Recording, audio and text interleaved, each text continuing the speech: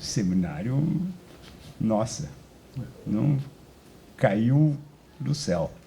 Não? Acho que mostra bem o que é que nós ficamos discutindo todo esse tempo aqui. Bom, de todo modo, fica a interrogação que talvez a gente não saiba responder, não? Mas que encontra, às vezes, saídas inesperadas, não? Ou mostras inesperadas de um outro ângulo. Não? Às vezes, para isso, funciona aquilo que a gente chama de arte, a literatura, que acaba mostrando mais do que a gente pode. A gente sempre procura, nesse seminário, ter alguém que consiga mostrar um pouquinho isso, esse outro lado, que não é racionalizável inteiramente, não dá para discutir, mas que mostra. Vou pedir ao Juliano que tente mostrar isso um pouquinho com alguém que não é brasileiro, não está no Nordeste, não está em São Paulo, já morreu há muito tempo, viveu lá na Rússia, e que se chamava Dostoiévski. Talvez ele tenha alguma coisa a nos dizer sobre esse estranho ser humano. Juliano.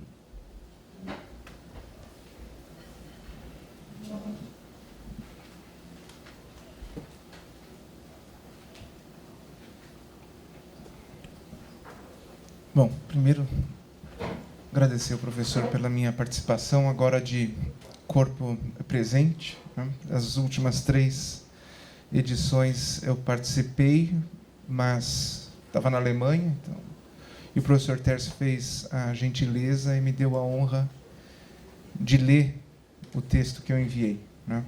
E com a maestria que o professor tem, porque além de ser genial no conteúdo, né?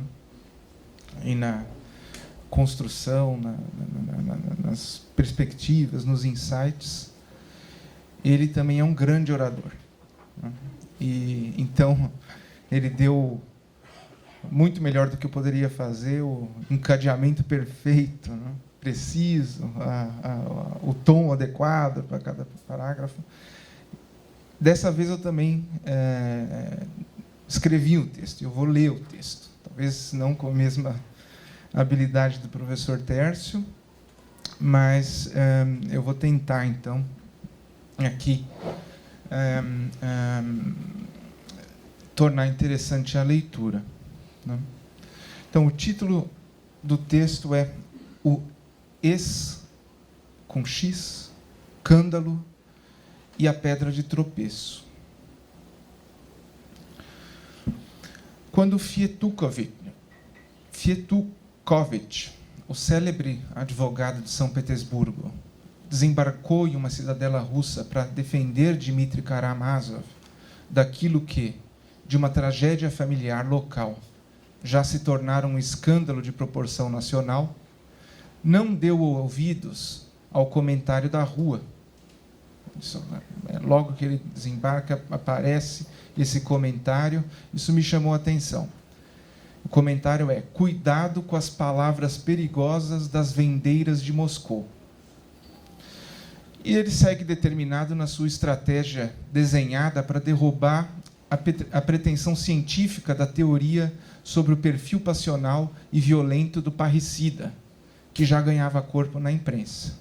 E o parricídio é a palavra perigosa que ele vai enfrentar. E, apesar do brilhantismo da sua defesa, o desfecho do julgamento de Dmitry já é anunciado por Dostoiévski no título do livro 12 da sua obra-prima. O título é Um Erro Judiciário. E, com uma análise fria da ausência de evidências e da suspeição das testemunhas, o Fietukovitch destruiu um a um os argumentos do promotor sobre o temperamento boêmio e violento do réu e seus confrontos com seu pai, um pai repugnante, desonesto, na disputa pelo amor de Grushenka. Então, o perfil psicológico idealizado do parricida não resistiu àquela percrição científica da evidência feita pelo Fietukovitch. O tribunal do júri, porém, formado por mujiques e servidores provincianos, assiste então a um espetáculo de completo desvario. Ivan Karamazov, o irmão racional e nihilista, o autor da fábula O Grande Inquisidor, e ele é o único a conhecer o verdadeiro assassino, o Smerdyakov. Ele tem um colapso mental. Ele é lúcido durante toda a obra, mas no momento do seu testemunho ele tem um colapso mental e é arrastado para fora. Outro momento de desvario, o depoimento enciumado e condenador da sua noiva, Caterina. Os homens ressentidos na multidão que esfregam as mãos por vingança, esperando a vingança. E as mulheres presentes que, apesar de acreditarem que Dmitri era o assassino, aguardavam esperançosas pela absolvição, porque elas se sentiam atraídas pelo romantismo daquele triângulo amoroso entre o boêmio Dmitri, Catarina e Grushenka. No capítulo final, cujo título também é revelador, o título do capítulo final é Os mujiques se mantêm firmes. Aquela condenação já anunciada, ela é fruto não propriamente do convencimento no exame das evidências, também não é fruto da crença na teoria psicológica da acusação, mas ela decorre da repulsa ao parricídio e a reafirmação daquela moralidade provinciana. O Fietukovitch não poderia antever que Dmitri seria condenado pela maledicência local sobre a família Karamazov e a retumbância e o sentimento de asco em torno da palavra parricídio.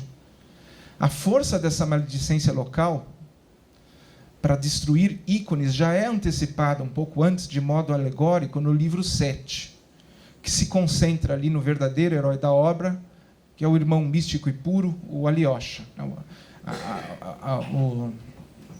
Os Irmãos Karamazov é uma obra inacabada do Dostoiévski. O outro volume seria sobre o Alyosha, né?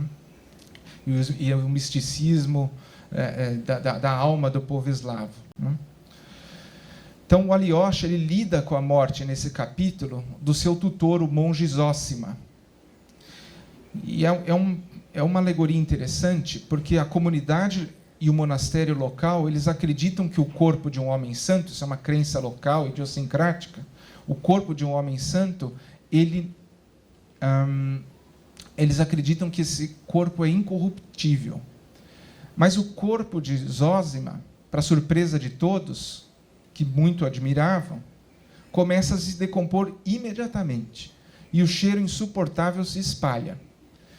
Não há nada que Alyosha possa fazer contra o mau cheiro, que rapidamente toma conta dos corredores do monastério, e aí tem uma transição interessante, que é aquele mau cheiro para os comentários que vão para as ruas. E o professor Celso falou antes, uma oposição interessante entre a rua e a praça pública. Então, esses comentários que tomam as ruas carregam um pouco daquele mau cheiro. E isso vai corromper aquela imagem cultivada do religioso, do líder religioso local. Então, o espetáculo do julgamento do Dmitri Karamazov, em meio a um escândalo de proporção nacional, com embate entre a racionalidade ocidental personificada no Fietukovitch, que vem de São Petersburgo, e a construção midiática personificada pelo promotor público, formam uma alegoria para pensar na impotência da razão e da mídia tradicional para lidar e penetrar na sociedade de redes atual. O Dostoiévski faz, com a dramatização do julgamento, um verdadeiro elogio ao erro judiciário, ao equívoco, ao que é falso. Uma marca constante das suas obras é a oposição à visão kantiana de uma racionalidade moral universal, em prol da idiosincrasia do temperamento eslavo, né? Onde as reações humanas mostram toda a sua riqueza e intratabilidade. A vinda do advogado de São Petersburgo, do Ocidente, a uma cidadela, representa essa oposição entre o universal e o gueto, a província. E o tema parricídio é o ingrediente de tensão e conflito moral nessa oposição. Mas há também aqui uma crítica mais aguda a qualquer forma de idealização. Fietukovitch perde o julgamento, mas o procurador não o vence. A construção psicológica do vilão também sucumbe. Vitoriosos são os mujiks, que manifestam seu repúdio e usam a oportunidade para reafirmar a moralidade local, ao reagir com severidade figadal ao ultraje representado pelo parricídio, cujo mau cheiro já fora espalhado pelas fofocas. A Camila falou um pouco da força das fofocas. O julgamento de Dmitri é o grande triunfo do homem do subsolo, do irracional, do desprezível, mas autêntico em todas as suas vicissitudes. A vitória desse subsolo sobre o belo e sublime das praças públicas europeizadas e o ideal de virtude moderno que é exposto por esse escândalo que está dentro da obra. E aí, olhando para o escândalo, né? Na catequese oficial do Vaticano, o escândalo é definido como uma atitude ou comportamento que induz o outro a fazer o mal. Então, dar escândalo ou escandalizar é tentar o vizinho. E esse conceito provém do termo mikshol, não sei pronunciar exatamente isso, que na Bíblia hebraica, que está na Bíblia hebraica e é citado na Septuaginta em grego como skandalon, e significa pedra de tropeço, ou fazer alguém tropeçar. Esse pecado, ele é particularmente grave quando explora uma fraqueza ou vulnerabilidade do escandalizado, ou uma relação de poder, como aquela entre o professor e aluno. E é nessa percepção do pecado que Jesus repreende os escribas e os fariseus ao compará-los a lobos em pele de cordeiro. Tal sentido de ato de persuasão para o mal que o escândalo tem originalmente, ao explorar uma vulnerabilidade e provocar o tropeço, é totalmente diverso do sentido pelo qual o termo é consagrado pela mídia e ganha o vocabulário moderno. O sentido de exposição pública de um ato ou fato vergonhoso contrário à moralidade. Mas o escândalo também não se identifica como fato. Ou seja, um fato em si, ele não é escandaloso. E como eu li um livro muito interessante do Johannes Erhardt, né? Um livro que chama The Power of Scandal, em que ele faz uma análise semiótica da narrativa do escândalo na mídia. Né? Ele chama a atenção para que o fato não é em si escandaloso. Né? Mas ele também faz uma crítica à teoria prevalecente, sociológica, do escândalo, em que ele chama a atenção para o fato de que o escândalo também não se localiza na audiência, como a teoria sociológica imputa. Ou seja, ele não se localiza na reação social ou psicológica concreta ao evento escandaloso. Então, ele faz, a partir daí, uma distinção muito interessante, eu quero aproveitar, entre o escândalo e o ultraje. O ultraje corresponde àquele trauma psicológico, ou indignação, repulsa ou raiva psíquica, ou social, individual ou social, a uma ofensa moral. Já o escândalo, segundo Erhardt, não tem esse efeito na psique humana, que seria possível, ele nota, apenas na comunicação direta entre os interlocutores. O sentimento de ultraje está nessa relação direta entre os interlocutores. E o escândalo ele tem que ser entendido somente dentro da mediatização. É apenas com a introdução de um mediador que vai teatralizar o fato ao auditório universal que surge o escândalo, tal como nós conhecemos na mídia. E essa construção narrativa depende de 3 elementos. Não? Primeiro, o fato. Isso é inegável, ele tem que estar presente. Que é um relato fidedigno Esse relato fidedigno de um fato é indispensável. Então, portanto, na base do escândalo midiático, tem sempre um elemento de verdade objetiva. Segundo, a construção de um tipo ideal moral, também objetivado, mas valorativo, que vai ser ofendido pelo ato. E o terceiro elemento é o sancionamento pela opinião pública, que também é uma abstração. É a projeção de um leitor imaginário. Eu usei essa expressão porque o Eugênio usou essa expressão ontem. En passant, você falou da opinião pública como um leitor imaginário e eu aproveitei disso. E o leitor imaginário, ele é reflexo dessa ideia de universalização, de um auditório universal. É o leitor, a opinião pública, no singular. O escândalo sexual do Bill Clinton ilustra esse elemento de idealização do comportamento. Né? O fato, a traição, podia ser encarado como uma questão privada de autodeterminação sexual. Qual o problema? Porém, ele quebra com a idealização do casal. Né? O casal exemplar, né, que se suporta mutuamente na política, esse ideal, ele se quebra no momento da traição do Clinton. Né?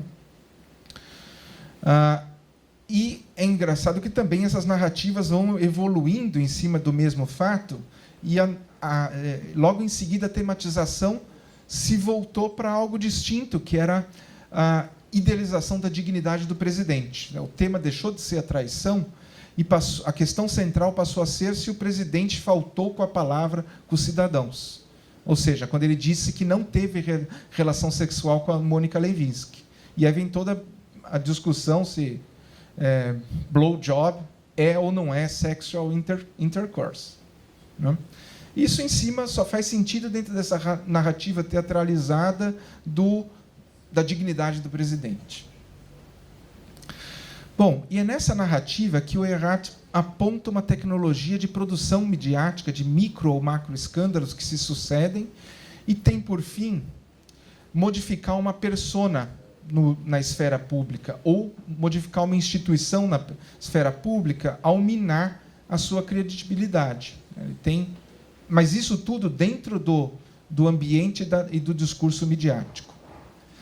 Então, é nesse aspecto que o escândalo se revela decisivo na relação entre mídia e poder, que tem um sentido de controle da produção de informação. Então, o poder, nesse sentido de controle da produção da informação, ele é afetado por essa manipulação ou essa forma de construção do escândalo, que pode minar interlocutores no debate público.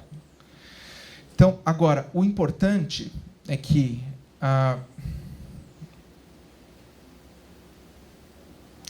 Então, nessa relação com o poder, aparece e se torna crítica a preocupação das celebridades e políticos em relação à privacidade, né?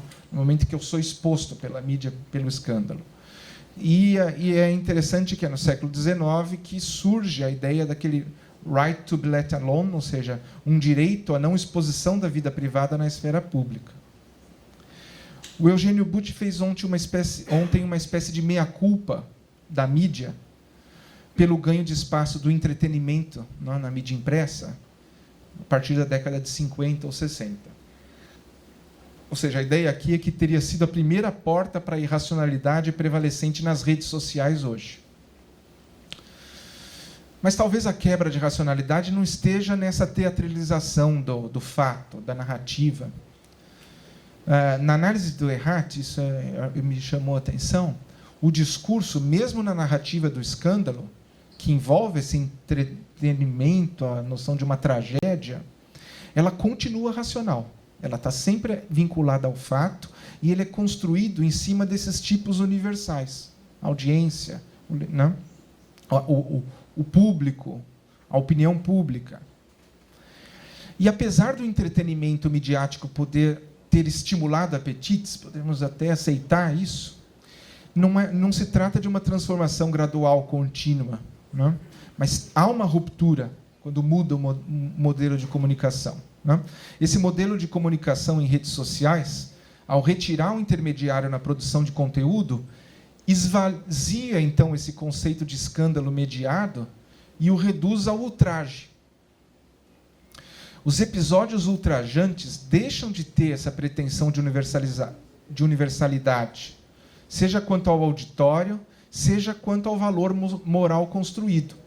Esse valor moral se fragmenta, se perde. Então, trata-se de uma comunicação direta que permite a reação psíquica imediata, manifestada por uma nova linguagem iconográfica, que são os emojis, os GIFs, né? Que traduzem ali imediatamente essas reações emocionais que são decorrentes desses ultrajes.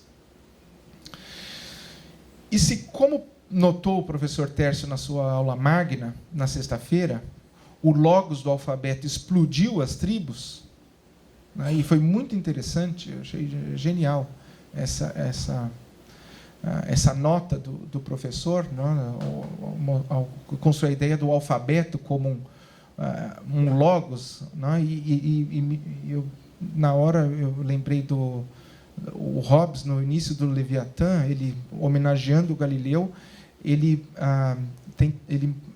fala, né, na habilidade dos aritméticos em somar, juntar números, né, e como isso também se reflete, ou como a partir daí se constrói a lógica, porque ela decorre da combinação entre palavras para formar sentenças e da combinação somar ou subtrair sentenças para formar argumentos.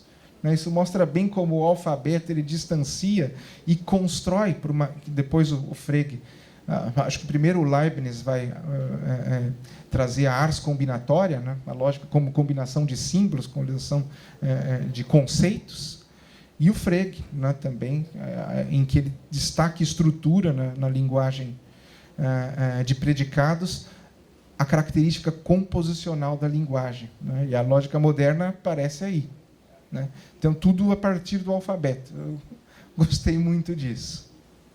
Mas, enfim, como o professor Tércio notou, essa distância, esse distanciamento e o logos típico do alfabeto, ele implode, né, as tribos, né? Mas agora a linguagem iconográfica que prevalece nas redes é uma causa ou é um sintoma dessa reagregação das tribos? E é nesse ambiente comunicativo novo que a verdade ou o fato perde sua relevância, né? Normalmente nós ligamos a confiança à verdade do discurso do interlocutor. E todo o treinamento profissional do jornalista está ligado à verdade, o fato, para a construção da confiança.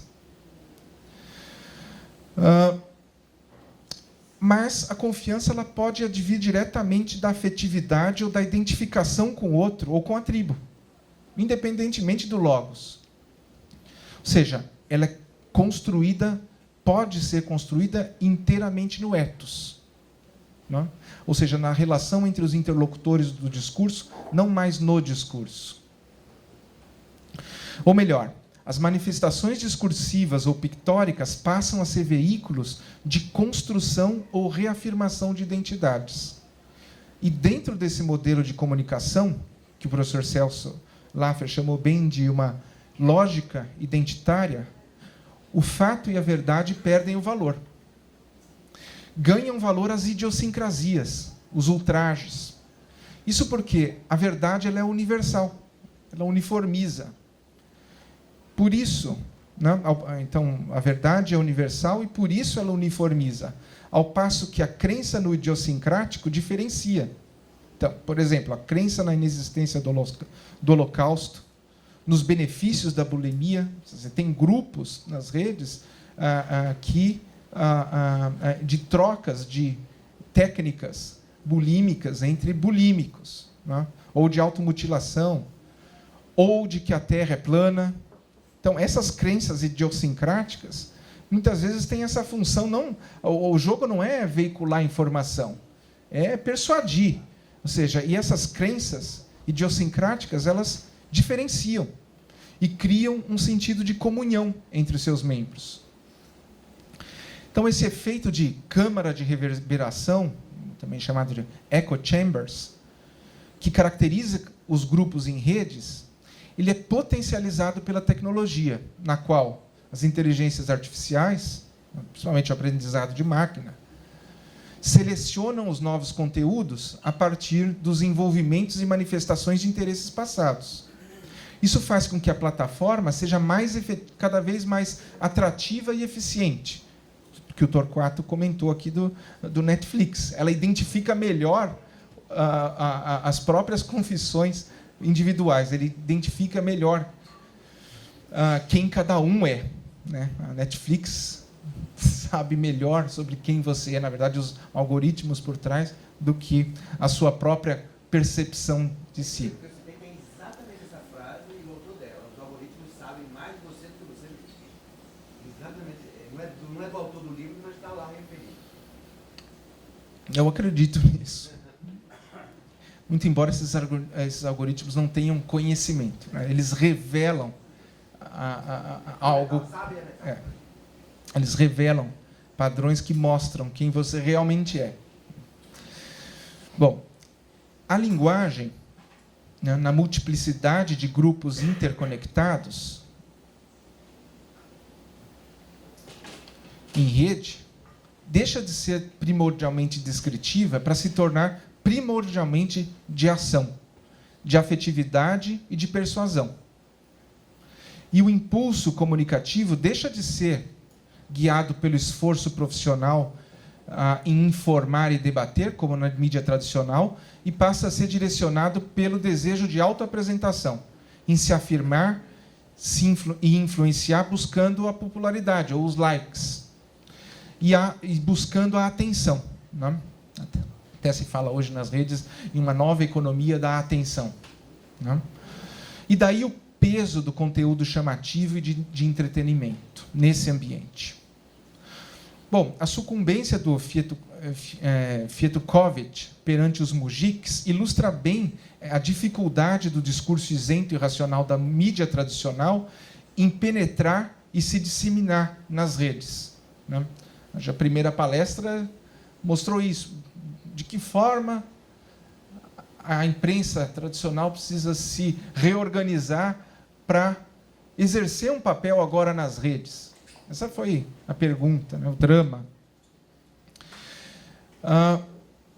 A sátira do Dostoiévski ajuda a compreender o sentimento de consternação do chamado quarto poder diante do desvario das maledicências e o desapego à verdade, bem como a sua impotência, mostra bem a impotência diante do avanço das plataformas, né? Foi o que o Eugênio colocou. Eles são uns 5, eles estão chegando aos trilhões, né? Como é que eu reajo a isso? Eu preciso de proteção, né? O Eugênio manifestou isso de um modo muito significativo com seu apelo aqui no seminário para a necessidade de proteção da mídia tradicional, não em nome da indústria ou da classe jornalística, importante, em nome da democracia. Bom, e para terminar, eu quero chamar a atenção para 2 efeitos dessa nova mídia, né, em relação à democracia. O primeiro é o comprometimento da esfera pública e a relação com a privacidade, né? Na mídia tradicional, a preocupação do indivíduo, como eu disse, estava na exposição ao público da sua vida privada. A tônica hoje é diferente, né? Em que o off the records não mais existe, como o professor Celso chamou a atenção, né? Ele tem a ver agora com o assambarcamento da esfera pública pela vida privada. Tem um artigo interessante do Rafael Capullo, em que ele mostra que, na verdade, hoje não se trata mais da proteção da esfera privada contra a exposição pública, mas da proteção da esfera pública contra a intrusão, né, a intrusiva invasão privada. E, às vezes, você percebe isso nas coisas mais simples. Eu lembro de uma... Eu estava com a Tatiana no Rio de Janeiro, a gente foi num barzinho, e chamou a nossa atenção que tinha um grupo de jovens ali, E eles não interagiam entre si. Eles estavam o tempo inteiro com o celular, mandando mensagens uns para os outros, ou para outros. Em alguns momentos você percebia que havia uma interlocução via o celular, porque um levantava a cabeça e ria um para o outro. Mas foi muito pitoresco aquilo, e a gente também não conversou praticamente, porque a gente ficou observando aquele comportamento. E, em um certo momento, era um barzinho bacana, gostoso, com música ao vivo. Tocou uma música ali que chamou a atenção deles, eles gostaram. Os que estavam do outro lado da mesa levantaram, todos se juntaram, eles começaram a fazer um vídeo dançando, mas não esperaram a música terminar.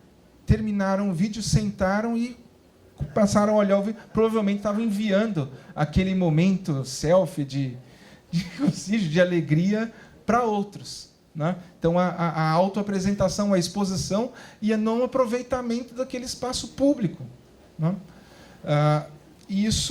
Então, esse exemplo peculiar também ganha escala quando a gente vê a discussão política tomada pelas redes, né? A esfera pública, então, passa a ser tomada. Ou seja, os debates eles deixam de estar na praça pública, na ágora, guiados pelo escrutínio racional e pela exposição lúcida e aberta de ideias, e vai para as ruelas. E aí eu vou aproveitar a expressão do Celso Laffer, né, de ontem. Também achei muito interessante. Então, ele sai da praça pública e vai para as ruelas, dentro de grupos interconectados, nos quais a fronteira entre o público e o privado se dilui nas relações com familiares, com amigos, com colegas de trabalho, com terceiros, relações cívicas. Não está mais claro o que é público e privado. E a esfera pública passa a ser exercida ali, né? E ali, nesse ambiente, o debate racional se mistura a autoafirmações e demonstrações de afeto. A confiança se desprende da verdade e liga-se diretamente a um sentimento de identificação pessoal, em um novo ambiente de comunicação direta entre pares, no qual a maledicência e a fofoca, antes de dimensão apenas local, pelas limitações físicas propriamente, pode ser viralizada em escalas geográficas bem mais abrangentes. E o segundo aspecto, em relação à democracia, é o novo sentido de poder informacional, não? Ou seja, ele deixa de significar controle da produção de conteúdo, típica das sociedades de organizações, e passa, onde a intermediação é a nota, e passa a decorrer da captura ou leitura das identidades apresentadas nas redes por meio da coleta de dados pessoais. Essa leitura em escala, possibilitada pelas inteligências artificiais, de um lado, permite a identificação de vulnerabilidades e, de outro, o direcionamento eficiente de conteúdos persuasivos. O poder está nessa capacidade de persuasão das plataformas, ou melhor, por meio das plataformas, o que pode ser usado para o bem e para o mal. Não nego isso. Essa tecnologia, como toda tecnologia, é dual. Ela pode ser bem usada, com benefícios, mas ela pode ser mal usada. E aí o perigo e a preocupação, né? E nesse mau uso é que reside o risco para a democracia, né? No mau uso desse poder, né? E aqui, uma nota interessante: esse mau uso do poder, nele, volta a ser bem apanhado o sentido original da palavra escândalo como pedra de tropeço, né?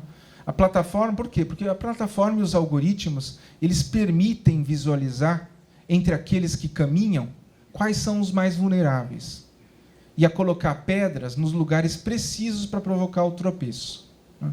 Como se a inteligência artificial pudesse olhar entre aqueles que caminham, né? Aqueles que caminham pelo perfil, pela construção dos perfis, principalmente no momento de eleições, Aqueles que caminham de forma resoluta, determinada, já têm a sua escolha definida, e aqueles que caminham olhando e procurando, né? A tecnologia é capaz de ver isso e capaz de entender aonde exatamente a pedra tem que ser colocada para provocar o tropeço, né? E, por ironia, a força pitoresca e provinciana das vendeiras de Moscou, na sátira do Dostoiévski, e foi pela mão dos próprios russos que essa circulação das palavras ou dos emojis perigosos, dos GIFs perigosos, dos vídeos, foi pela mão dos russos que ela ganhou escala global, né? Pela nova tecnologia da maledicência desenvolvida pelos eslavos, né? E aí eu termino com a primeira estrofe do hino russo antes da Revolução: Deus salve o czar.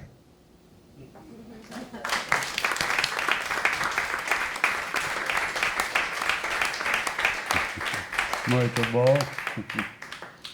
Muito bom, acho que você conseguiu fazer um jogo importante entre o modo como a arte às vezes revela o insuspeitado de um outro jeito e, ao mesmo tempo, colocando o seu jeito, que é o intelectual que reflete sobre isso. Acho que o jogo foi bem feito. A questão foi posta. Nós assistimos aqui a uma manifestação autêntica que saiu pelo YouTube. Para onde vai chegar, como vai chegar, talvez não chegue à imprensa. Difícil. Mas talvez chegue, nunca se sabe. Mas, enfim, como fica essa forma, num certo sentido, idiosincrática de mostrar, né? A minha comunidade está sofrendo, etc. Quem vai sentir isso e como é que isso vai ser usado é a nossa interrogação. Não? Ela falou como os mujiques, né? De um certo sentido. Não? E, por outro lado, nós temos o problema da técnica e da tecnologia e do papel, plataformas, imprensa. Acho que essa é a interrogação que fica. Eugênio.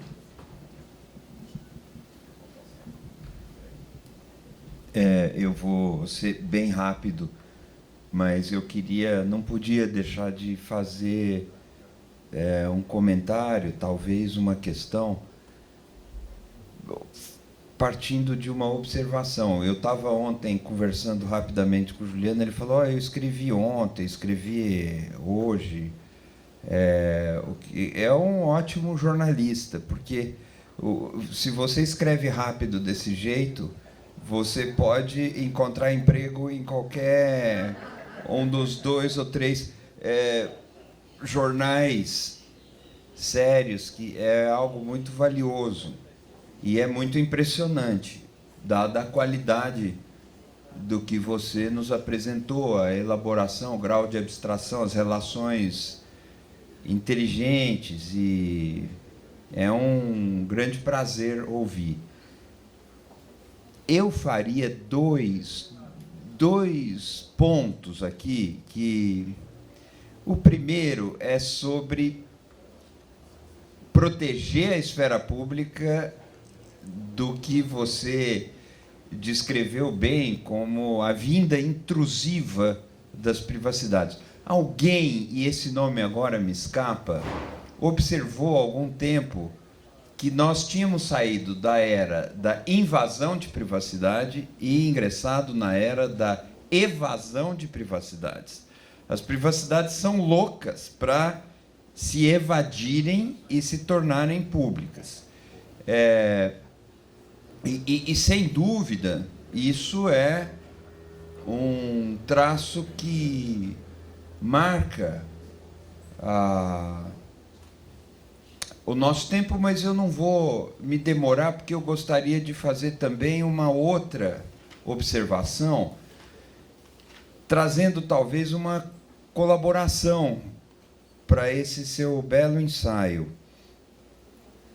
Eu estou bastante impressionado com certas semelhanças que, vejam bem, não são semelhanças determinantes, não são necessariamente niveladoras ou não correspondem ao estabelecimento de um sinal de igual entre um fenômeno e outro. Mas, isso posto, eu ando bastante impressionado com certas semelhanças entre técnicas de comunicação que foram muito elaboradas no fascismo e no nazismo e o que parece acontecer de forma não intencional, quase que espontânea, mas quase que espontânea, nas redes e nesses ambientes digitais. Um desses nexos, você apontou muito bem quando falou que a confiança não depende mais do discurso, não depende mais do argumento, mas depende de uma identidade. E você diz um ethos. Eu gostaria de deixar aí essa sugestão. Eu fui consultar um texto, Psicologia de Massas e Análise do Eu, que é um texto do Freud de 1921, em que ele antecipa o que aconteceria no comportamento das massas a partir da década de 20, principalmente na Itália e na Alemanha. E ele fala nesse livro da identificação. E ele apresenta a noção de identificação como algo que faz parte da pré-história do complexo de Édipo. Faz parte da pré-história do complexo de Édipo, na minha forma de entender, por duas dimensões distintas. A primeira é que a identificação projeta um pai primordial, ou depende da figura de um pai primordial, ou reedita um pai primordial. Mas é o que nos coloca diante da horda selvagem, que Freud comenta também quando ele estabelece o mito que ele inventa, que ele sintetiza para localizar o nascimento da civilização.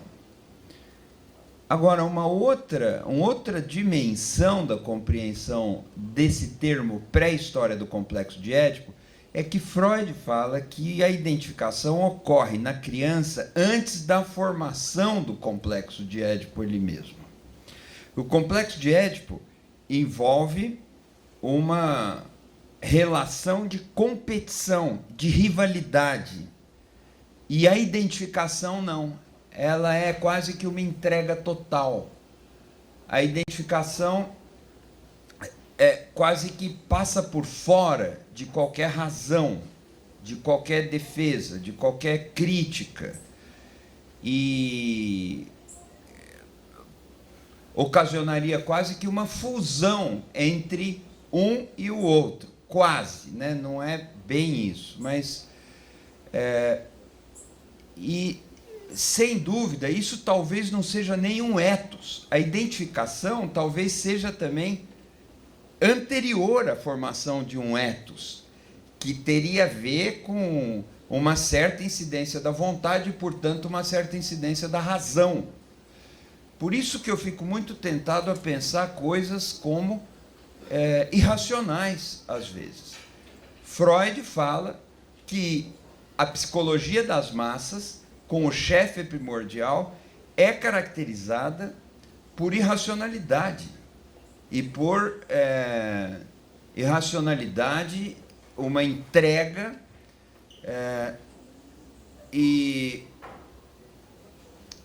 enfim, talvez isso tenha relação com essa...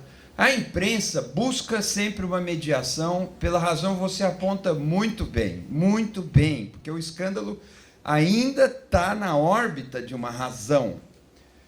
O que vai além disso é a renúncia da razão, e aí enfim, é só uma colaboração de alguém que adorou a sua apresentação. Eugênio, posso pegar uma carona? Oh, claro. Juliano,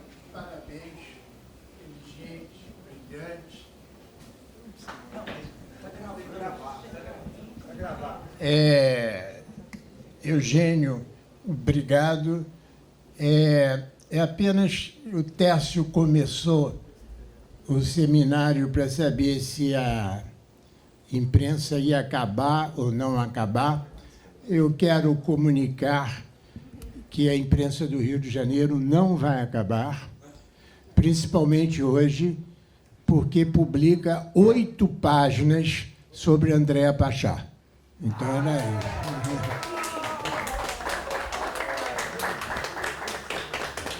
Tércio, obrigado a vocês. Não vai acabar, não vai acabar. 8 páginas sobre Andréa. Quero saber.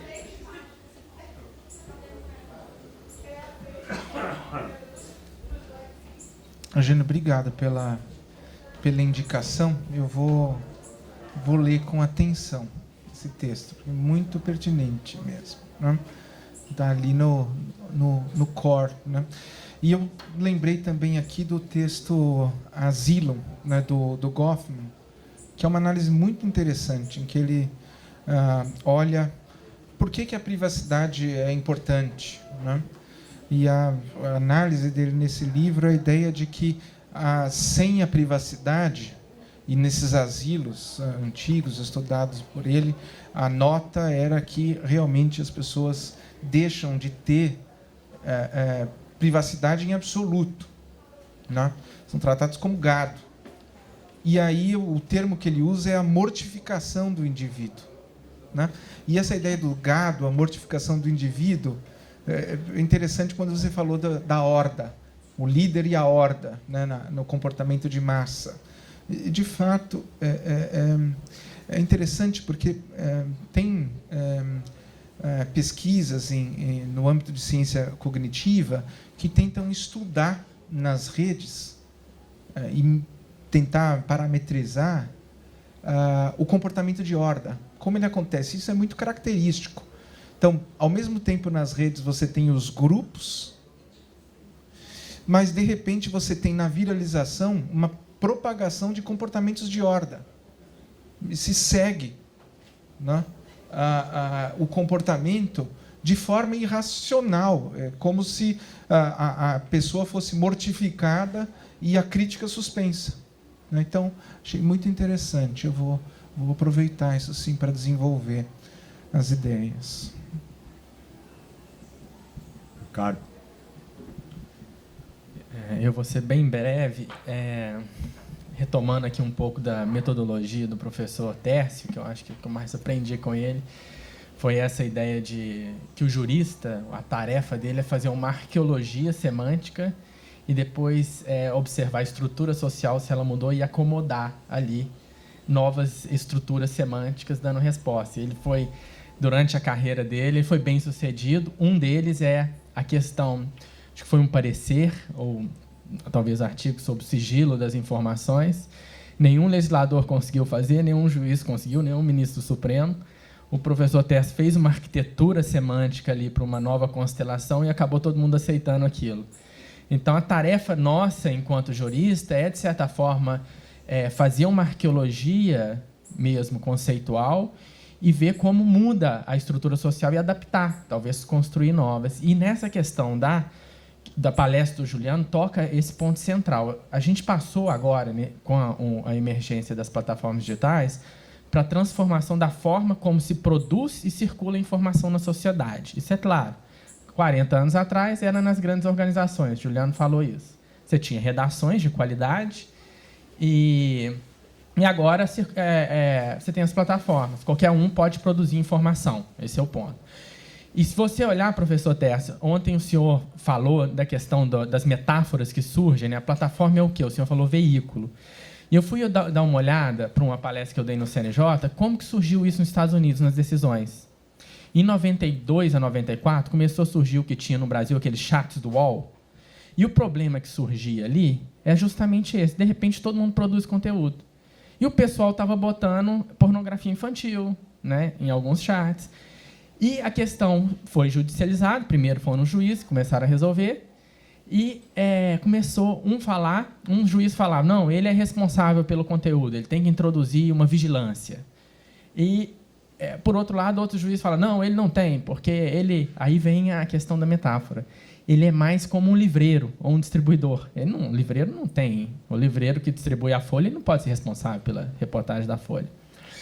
E nos Estados Unidos, em 96, eles passam um estatuto, que depois é derrubado pela Suprema Corte, mas fica a seção 230, que fala que os intermediários não é responsável. Não são responsáveis. E ali surgiu, e eles falam que são 30 palavrinhas, a partir dali criou-se uma nova responsabilidade que não existia, que é uma imunização. Eles não têm responsabilidade alguma.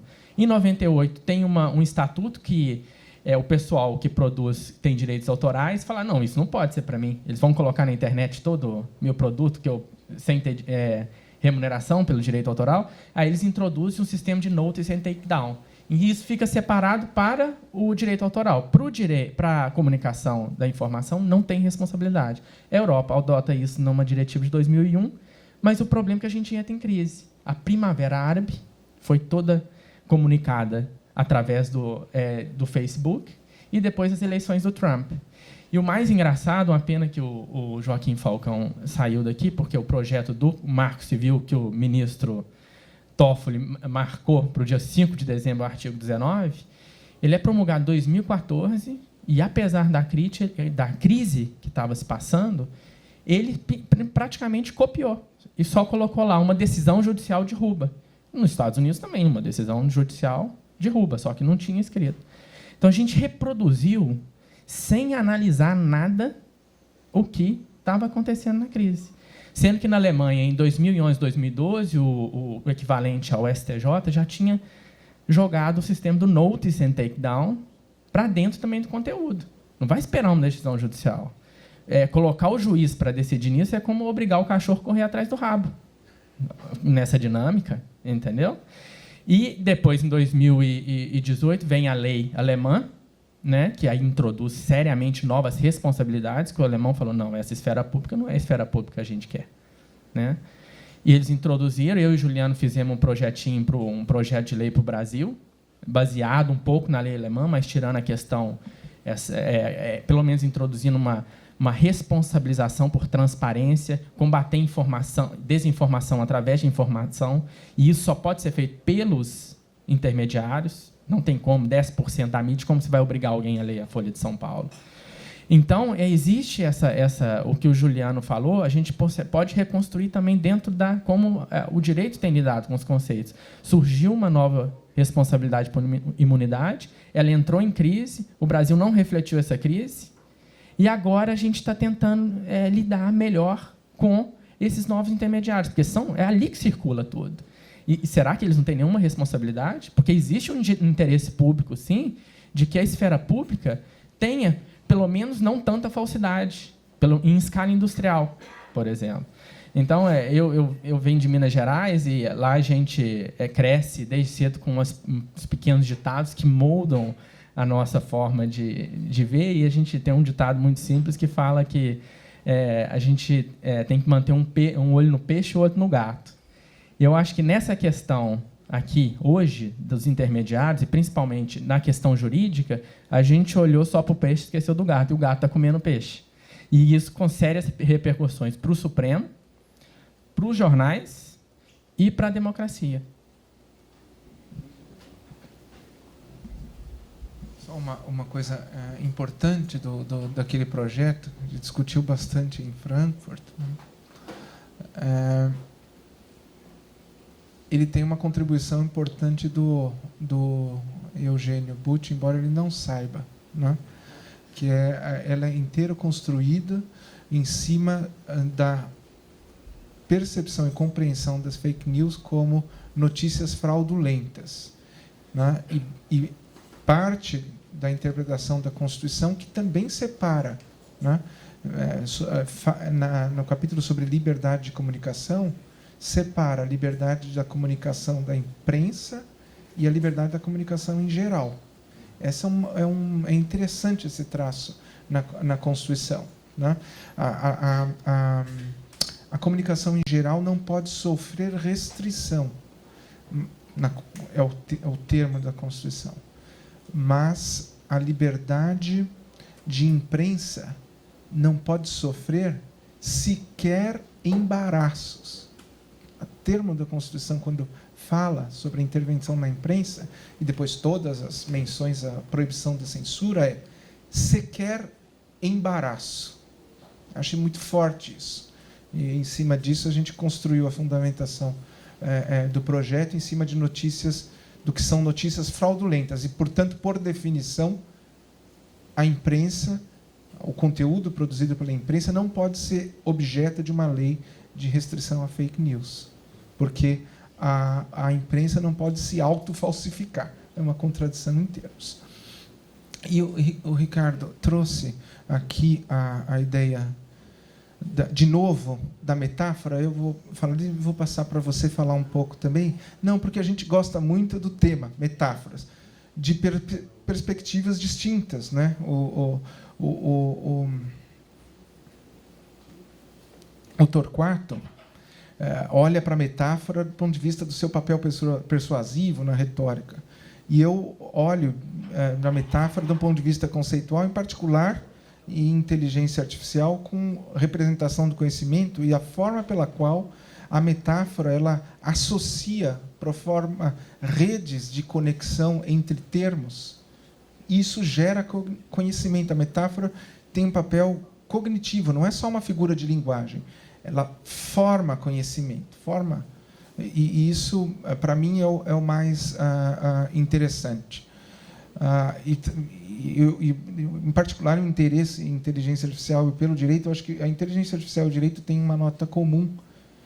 Tanto o direito quanto a inteligência artificial tem por objeto lidar com problemas filosóficos profundos, extremamente complexos, por meio, com a necessidade de produzir soluções práticas, né? A ideia o direito com a ideia de responsabilidade, né?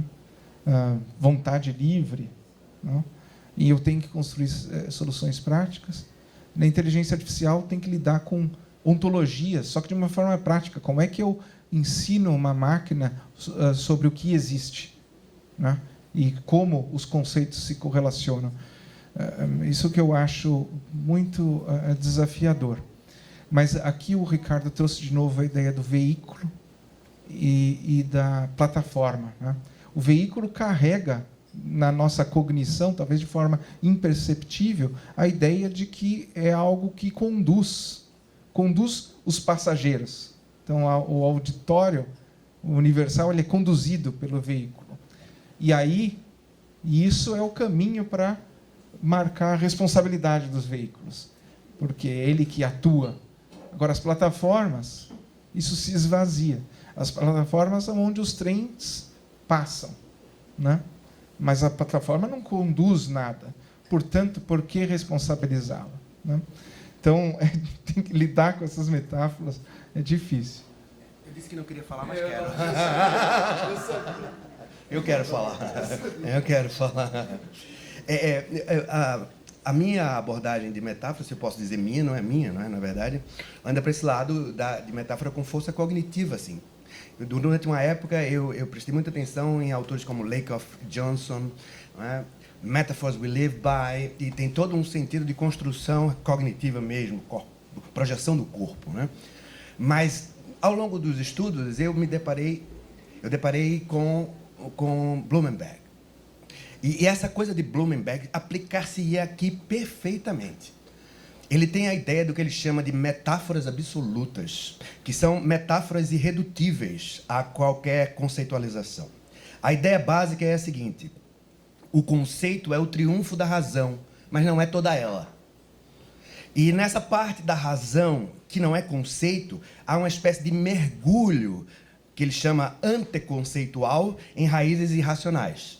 Essa coisa não é irracional, mas ela emerge da irracionalidade e se projeta até dentro do conceito. Ou seja, o conceito também não está largado, ele brota dessa circunstância total do fundo, né? E a coisa da metáfora absoluta, o que ele chama de metáfora absoluta, são metáforas tão amplas, que, de certa forma, configuram o próprio espaço em que tudo existe, como mundo, ideias desse tipo, sistema jurídico, ordenamento, as coisas grandes, onde tudo acontece dentro. E é exatamente isso que veículo e plataforma estão fazendo, criando as metáforas absolutas. E a gente tem que estar de olho nisso que elas estão mostrando e fazer um trabalho de, vamos dizer, crítica. Estar atento a isso. Essas coisas são o que há, e não aspecto secundário. Se não vir isso, não viu nada.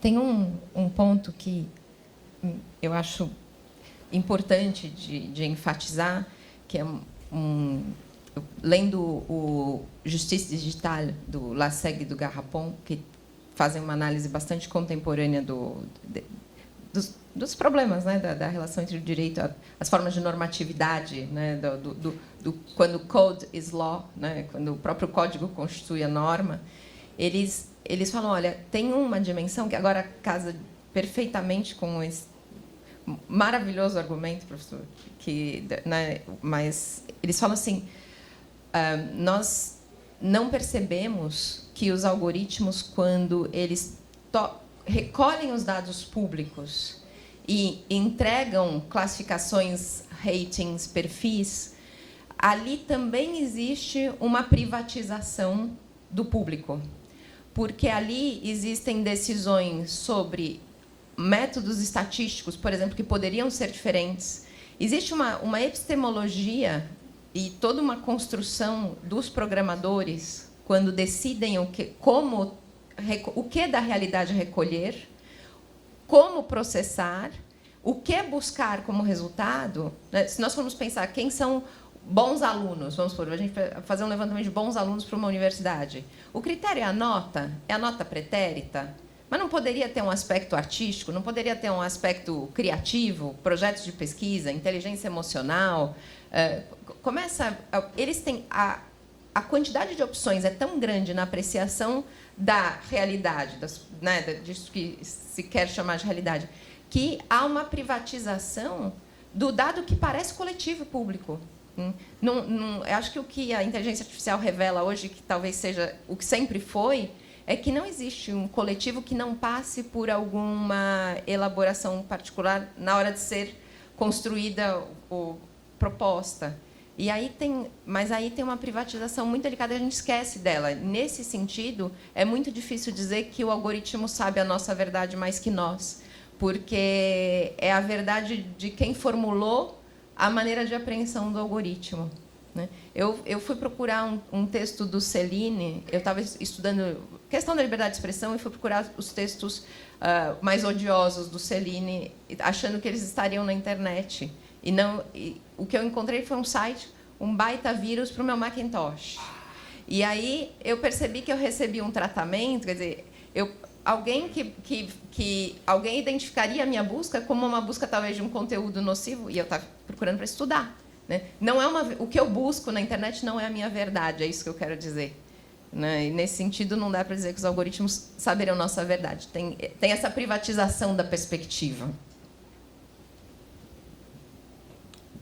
O que eu acho interessante nessa obra que você citou é de fato, os algoritmos não sabem a nossa verdade porque simplesmente os algoritmos não sabem. Os algoritmos de machine learning eles não incluem uma representação de conhecimento, eles correlacionam eventos. Né?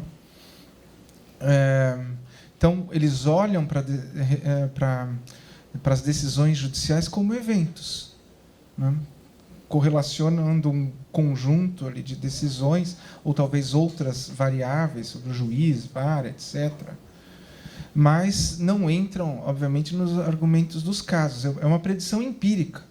E o que é interessante nesse livro, eles mostram como essa predição empírica, inclusive já foi discutido no Supremo, né?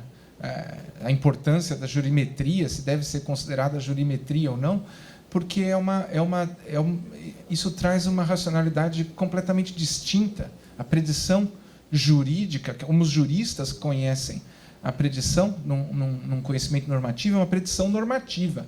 Eu faço a predição das chances de sucesso de um caso com base na justificação normativa ou nos argumentos que estão presentes, não por correlação de eventos, né? Isso é um aspecto interessante. Não tem conhecimento na predição empírica, né? Ela é uma correlação. Pode ser. É que eu vi você fez assim, então era para descansar o braço só. Tá bom. André. Professor Juliano, obrigado pela exposição, foi excelente de escutar.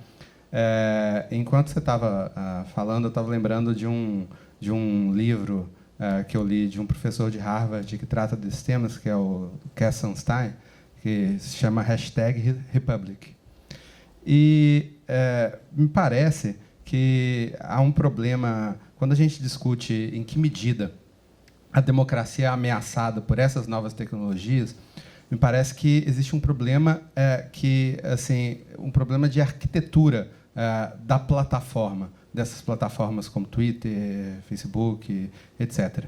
Na medida em que eles seguem uma tecnologia que esse autor chama de uma tecnologia de filtragem. Em 1995, um pesquisador do MIT chamado John Negroponte imaginou um diário de notícias. Ele deu o nome de The Daily Me. Então, você seria capaz de filtrar tudo que você receberia de notícia diariamente, né? Então, essa tecnologia de filtragem dessas plataformas me parece que segue exatamente aquilo que ele tinha imaginado, porque a gente é capaz de filtrar essas notícias que nós recebemos, e aí o nosso feed de notícia acaba nos isolando uns dos outros, né? Criando esse fenômeno, que é esse fenômeno da echo chamber, né? da câmara de eco. Por que isso prejudica a democracia? Porque a democracia não funciona adequadamente se a razão pública não funcionar adequadamente, né? E a razão pública vem sendo constantemente minada por essa tecnologia de filtragem, na medida em que, para ela funcionar, precisa haver reciprocidade. E essa tecnologia dificulta muito o nosso diálogo uns com os outros, porque ela nos isola, né? Eu queria ouvir um pouco assim, o que você pensa, qual a sua opinião sobre como lidar com esse problema. Porque, do modo como eu vejo, me parece um problema da arquitetura da plataforma. E, nesse sentido, a plataforma ela direcionaria, sim, em alguma medida, o modo como nós nos relacionamos, né? Como lidar com esse problema? Se o problema for arquitetura, né? Como a gente pode lidar com isso?